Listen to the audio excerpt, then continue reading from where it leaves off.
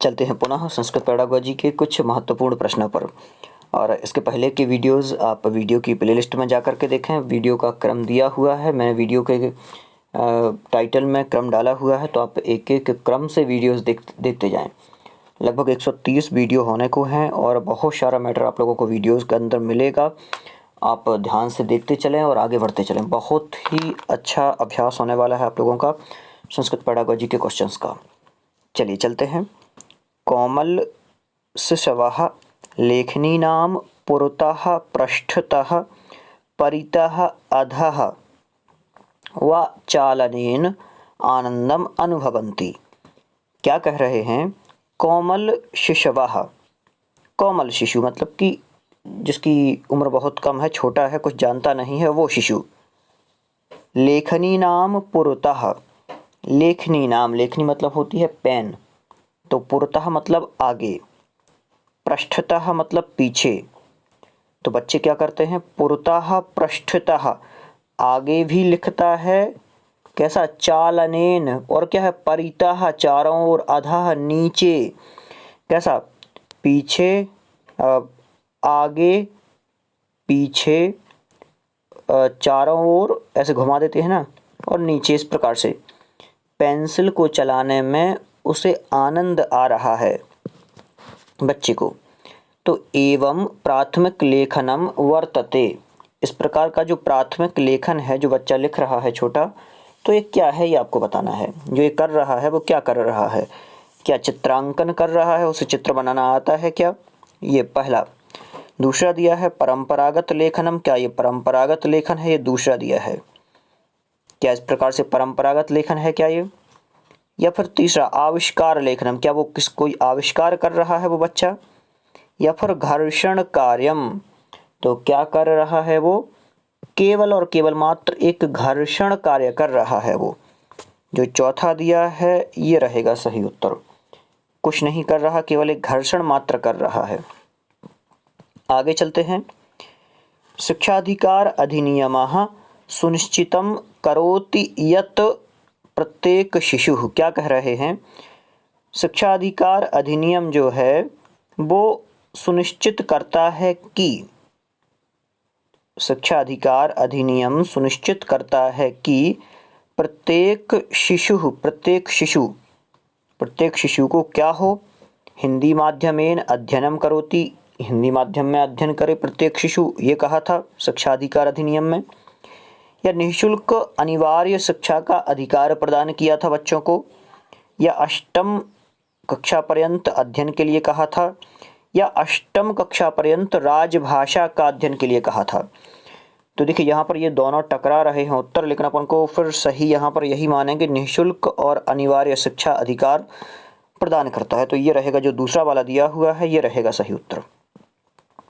आगे, भाषावगमने परीक्षणे च पत्राधारः, मतलब कि भाषा के अवगमन में और परीक्षण में पत्रों का आधार है। क्या आधार है? मौखिक परीक्षा के समय काम में आते हैं। विद्यार्थिन निश्चित काले, विद्यार्थियों के लिए निश्चित काल के लिए हैं। प्रतिस्वभाव लेखः, प्रतिस्वभाव लेख के लिए हैं। या फिर काले काले लेखन परीक्षणम, तो लिखने के समय लेखन का परीक्षण, ये भी कह सकते हैं समय समय पर काले काले लेखन परीक्षा, काले काले कर दें यहाँ पर, मतलब कि समय समय पर लिखने की परीक्षा के काम में आते हैं। तो सही क्या रहेगा? विद्यार्थिन निश्चित काल, एक निश्चित समय के लिए जो भाषागमन में और परीक्षण में पत्र का जो आधार है, ये निश्चित समय के लिए है। तो दूसरा रहेगा सही। आगे, कक्षायाम उच्च स्वरेण वाचन समये एकः छात्र एकत्र उच्चारण गत त्रुटिम करोति, क्या कह रहे हैं? कक्षा में उच्च स्वर से पढ़ते समय, वाचन करते समय एक छात्र एक जगह पर उच्चारणगत त्रुटि करता है। तत्र शिक्षकः, तो वहाँ पर शिक्षक इस प्रकार से त्रुटि करता है, तो वहाँ पर शिक्षक कक्षायाम न ददाति, मतलब कक्षा में नहीं देता है, या थोड़ा सा मिसप्रिंट है, तो इस प्रकार से यदि उच्चारणगत अशुद्धि करता है वाचन समय पर, तो कक्षा में नहीं देता है तो होगा नहीं, मतलब कि कक्षा में उसे नहीं रहने देता है, ऐसा भी समझ लें इसका। दूसरा दिया हुआ है कि तम वक्तुम प्रेरयति, उसे बोलने के लिए प्रेरित करता है, बिल्कुल ठीक है। भर्त्स्यति, उसकी भर्त्सना करता है, ये तो गलत है। दृष्टांतम शुद्धोच्चारणम वदति, दृष्टांत को शुद्धोच्चारण में बोलता है, तो क्या रहेगा सही बताना है। ये दोनों उत्तर अपन को ठीक लग रहे हैं। कक्षागत उच्च स्वरेण वाचन समये एकः छात्रः उच्चारणगत त्रुटिम करोति। देखिए, उच्चारणगत त्रुटि कर रहा है तो फिर शिक्षक को वहाँ पर क्या करना चाहिए। तो जो उत्तर यहाँ पर आंसर की में दिया हुआ है यही उत्तर दिया है।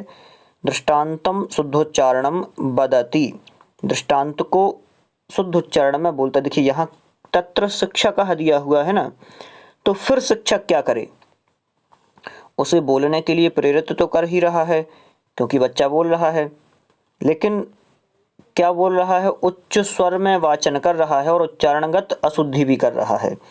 तो जब उच्चारणगत अशुद्धि कर रहा है तो शुद्धोच्चारण करने के लिए बोलता है कि शुद्धोच्चारण करो, धीरे धीरे पढ़ो और शुद्धोच्चारण करो, तो ये रहेगा सही। जो चौथे नंबर पर दिया हुआ है ये रहेगा। आगे, वृक्षारोपणम इति विषयम अधिकृत्य चतुर्थ कक्षायाः संस्कृत विषयस्य कृते अधोलिखितेषु कतमः मार्गः सर्वोत्तमः। क्या कह रहे हैं, वृक्षारोपणम इति विषयम अधिकृत्य, वृक्षारोपण इस प्रकार का विषय ले करके चतुर्थ कक्षायाः, चौथी कक्षा के, संस्कृत विषयस्य कृते, संस्कृत विषय के लिए, चौथी कक्षा को संस्कृत विषय के लिए, अधोलिखितेषु नीचे दिए गए में, कतमः मार्गः कौन सा मार्ग, सर्वोत्तमः स्यात् सर्वोत्तम है, तो कौन सा मार्ग सर्वोत्तम है। एतद् विषये छात्रान् प्रेरयेत्, इस विषय में छात्रों को प्रेरित करें। विभिन्न चित्रैः उपयोगः, विभिन्न चित्रों का उपयोग, या फिर कक्षायां छात्रान् नियोजयेत्, कक्षा में छात्रों को नियोजित करना, या वृक्षारोपणम अभियानम गृह कार्यम दद्यात्, मतलब कि वृक्षारोपण अभियान जो है इसका गृह कार्य देंगे। तो क्या रहेगा सही उत्तर बताना है आप लोगों को, पहला ही रहेगा सही। एतद् विषये छात्रान् प्रेरयेत्, इस विषय में हम छात्रों को प्रेरित करेंगे। और कह क्या रहे हैं पूरा एक बार और समझ लें। वृक्षारोपण इस प्रकार का विषय लेकर के चौथी कक्षा के जो छात्र हैं वो संस्कृत विषयस्य कृते, संस्कृत विषय के लिए कौन सा कृते अधोलिखितेषु कतमः मार्गः सर्वोत्तमः, कौन सा मार्ग सर्वोत्तम है चौथी कक्षा के लिए, तो वृक्षारोपण ये विषय लेना है। तो उनके लिए क्या करेंगे, इस विषय में अपन प्रेरित करेंगे उन्हें, तो ये रहेगा सही, चतुर्थ कक्षा के हिसाब से ठीक रहेगा। आगे चलते हैं। एकस्मात् पाठ्यांशात् सूचनाम् आदाय तस्य शाब्दिक स्तरात् ऊर्ध्वं व्याख्याकरणं कथ्यते। क्या कह रहे हैं, एकस्मात् पाठ्यांशात्, एक पाठ्यांश से, सूचनाम आदाय, सूचना लेकर के, तस्य शाब्दिक स्तरात्, उसके शाब्दिक स्तर से, ऊर्ध्व व्याख्याकरणम, ऊर्ध्व व्याख्याकरण को कहते हैं। क्या कहते हैं, देखिए किसी एक पाठ्यांश से सूचना लेकर के और उसके शाब्दिक स्तर से ऊर्ध्व व्याख्या करना क्या कहलाता है। पहले दिया है निष्कर्ष कहलाता है, पूर्वानुमान कहलाता है, तुलना कहलाती है, या सिंहावलोकन कहलाता है। तो सही क्या रहेगा, जो पहले नंबर पर दिया हुआ है निष्कर्ष, निष्कर्ष कहलाता है। आगे चलते हैं। मातृभाषायाः पृथक् कस्याश्चित् अन्य भाषायाः अधिगमः नाम। क्या कह रहे हैं, पूरा समझ लेते हैं। मातृभाषायाः पृथक्, मातृभाषा से अलग, कस्याश्चित् अन्य भाषायाः अधिगमः, किसी और अन्य भाषा का अधिगम, मातृभाषा से पृथक किसी और अन्य भाषा का अधिगम बहुभाषिकता इत्येत अस्ति। बहुभाषिकता यह है, क्या है ये आपको बताना है।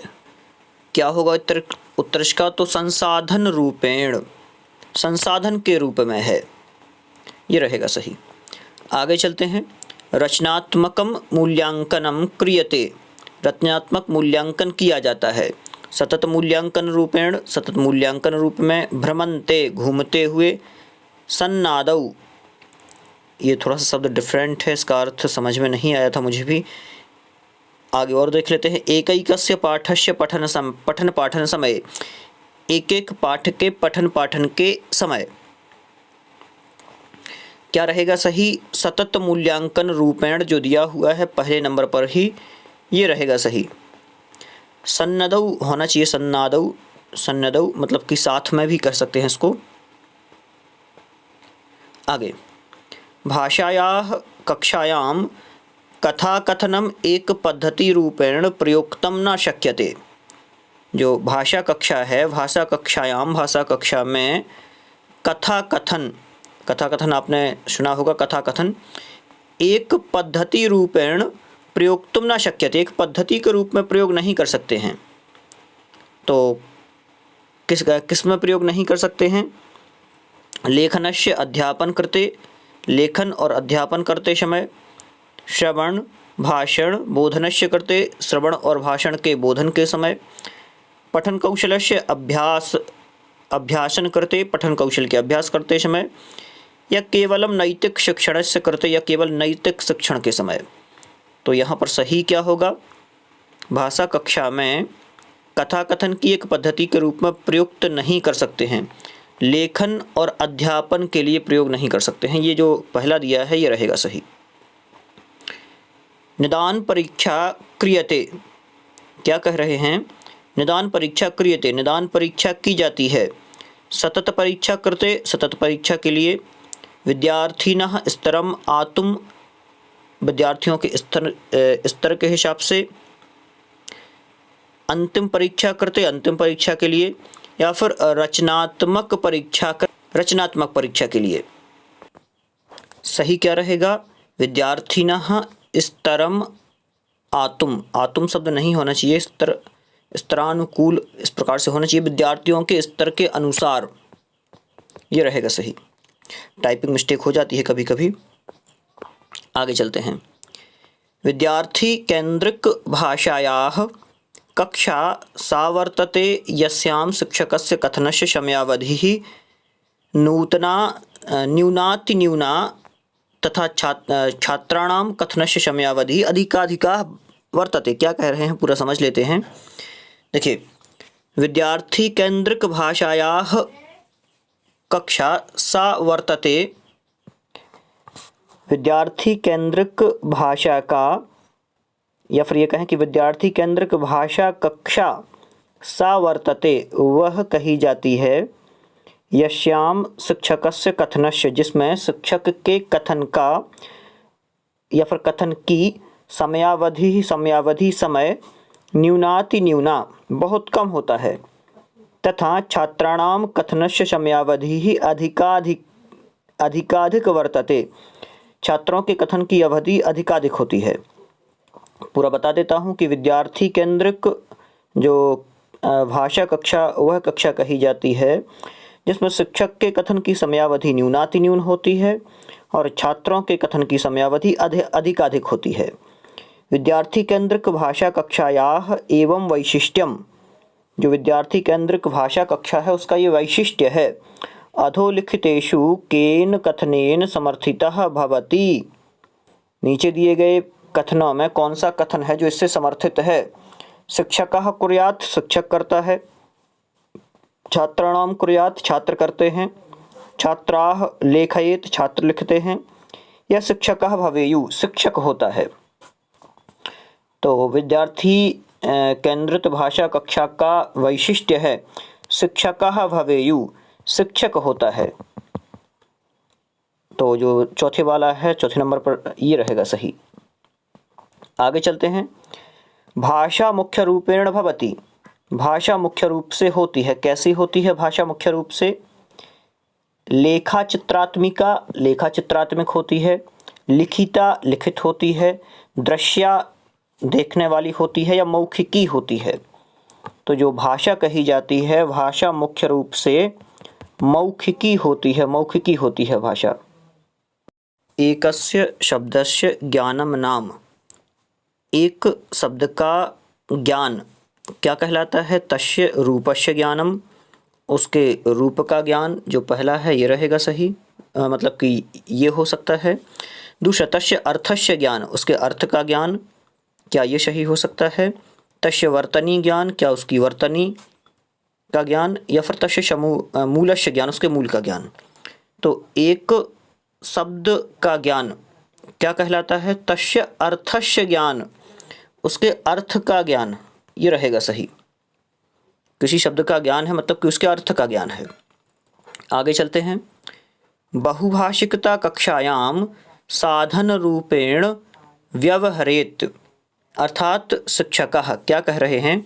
बहुभाषिकता कक्षा जो है उसमें साधन रूप से व्यवहार किया जाता है, अर्थात शिक्षक जो है मातृभाषायाः अधिगमं कुर्यात्, मातृभाषा के रूप में अधिगम करता है, या विद्यार्थीनां ज्ञानं कुर्यात्, विद्यार्थियों का ज्ञान करता है, या विद्यार्थीनां उपयोगं कुर्यात्, विद्यार्थियों का उपयोग करता है, या अनेक भाषाणाम अध्यापनं कुर्यात्, अनेक भाषाओं का अध्यापन करता है। सही क्या होगा बताना है आप लोगों को। बहुभाषिकता कक्षा के रूप में, बहुभाषिक जो कक्षा है उसमें साधन के रूप में व्यवहार किया जाता है, अर्थात शिक्षक जो है वो क्या करता है? मातृभाषायाः अधिगमनं कुर्यात्, तो वह मातृभाषा के रूप में वहाँ पर अधिगमन करे, जो बहुभाषिक कक्षा है उस कक्षा में। तो यहाँ पर जो सही रहेगा ये पहले नंबर वाला दिया हुआ है, ये रहेगा सही।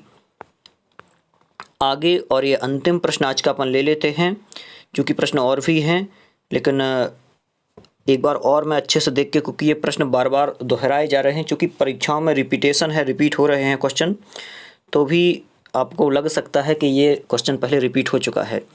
देखिए यहाँ पर डिस्ग्राफिया दिया हुआ है, डिस्ग्राफिया वर्तते, डिस्ग्राफिया कहा जाता है कस्यचित् काठिन्यम, मतलब कि किसी चीज़ में काठिन्य, या फिर लिखित भाषायाः भाषागत न्यूनता, लिखित भाषा की भाषागत न्यूनता कही जाती है डिस्ग्राफिया, या फिर संख्यानाम अंक गणितीय न्यूनता, मतलब गणित संबंधी कोई कमी ये, या फिर अवधारणायाः बोधे संज्ञानात्मक न्यूनता, मतलब कि अवधारणा के रूप में एक संज्ञानात्मक ये न्यूनता है।